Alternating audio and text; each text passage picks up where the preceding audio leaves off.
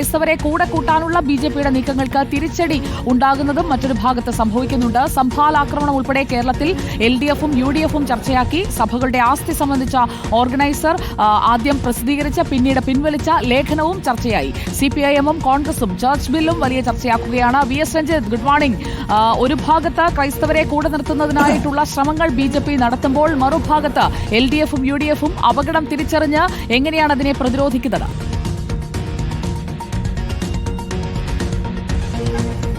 BJPയുടെ ഒരു സോഷ്യൽ എഞ്ചിനീയറിംഗിൽ വളരെ പ്രധാനപ്പെട്ട ഒരു നീക്കമായിരുന്നു ക്രൈസ്തവ സഭകളെ കൂടെ നിർത്താനുള്ള നീക്കം. അതിൽ ക്രൈസ്തവ നേതാക്കന്മാരെ ഇപ്പോൾ അനിൽ ആന്റണിയെ പോലെ, അൽഫോൺസ് കണ്ണന്താനത്തെ പോലെ, ഇപ്പോൾ ഏറ്റവും ഒടുവിൽ PC ജോർജും ഷോൺ ജോർജും ഒക്കെ പാർട്ടിയിലേക്ക് വരുമ്പോൾ ക്രൈസ്തവരുമായി സഹകരിക്കുന്നതിൽ ഞങ്ങൾക്ക് ബുദ്ധിമുട്ടില്ല എന്ന് അവർ പരസ്യമായി പ്രഖ്യാപിക്കുകയും ഈ സ്നേഹയാത്രയിലൂടെ ക്രിസ്മസിനും ഈസ്റ്ററിനുമൊക്കെ ക്രൈസ്തവ ഭവനങ്ങൾ സന്ദർശിക്കുവാനുമുള്ള നീക്കങ്ങളൊക്കെ നടത്തിയിരുന്നു. ഈ നീക്കങ്ങൾ അതിൻ്റെ ഒരു കൾമിനേഷൻ ആയിരുന്നു വഖഫ് ബില്ലുമായി ബന്ധപ്പെട്ട് KCBC വഖഫ് ഭേദഗതിയെ അനുകൂലിക്കാൻ കേരളത്തിലെ MP-മാർക്ക് കൊടുത്ത തിട്ടൂരം ഉൾപ്പെടെ BJPക്ക് അനുകൂലമായി വരും എന്നൊരു സാഹചര്യത്തിലേക്കാണ് കാര്യങ്ങൾ പോയിരുന്നത്. പക്ഷേ അതിനിടയ്ക്കൊക്കെ ചെറിയ കല്ലുകടിയായി ഈ നീക്കത്തിലുള്ള തിരിച്ചടിയായി ഒന്ന് രണ്ട് സംഭവങ്ങൾ ഉണ്ടായത്. ഒന്ന്, ഉത്തർപ്രദേശിലെ സംഭാൽ പള്ളിയുമായി ബന്ധപ്പെട്ട് അവിടെ സർവേ നടക്കുമ്പോൾ അവിടെ ഉണ്ടായ ആക്രമണത്തിൽ 4 പേർ കൊല്ലപ്പെട്ട സംഭവമാണ്. വിശ്വ ഹിന്ദു പരിഷത്താണ് അവിടെ പ്രതിസ്ഥാനത്തുള്ളത്. BJPക്ക് ഈ നീക്കം വളരെ തിരിച്ചടിയായിട്ടുണ്ടായിരുന്നതാണ്.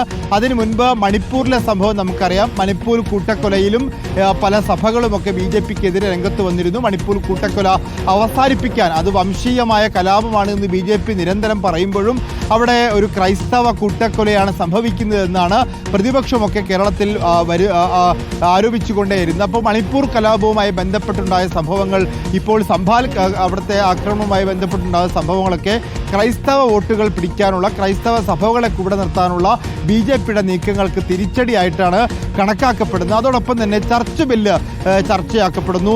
വഖഫ് ബില്ല് പാസാക്കി KCBC BJPക്കൊപ്പം നിൽക്കുമ്പോഴാണ് RSSന്റെ മുഖപത്രമായിട്ടുള്ള ഓർഗനൈസറിന്റെ വെബ്സൈറ്റിൽ ഒരു ലേഖനം പ്രത്യക്ഷപ്പെടുന്നത്. ആ ലേഖനത്തിൽ പറയുന്നത് ഇന്ത്യയിൽ സർക്കാർ ഇതര ലാൻഡ് ലോഡർമാരെ, ഭൂവുടമകളെ പരിശോധിക്കുമ്പോൾ സർക്കാരല്ലാത്ത ഏറ്റവും വലിയ ഭൂവുടമ അത് ക്രൈസ്തവ സഭകളാണ്.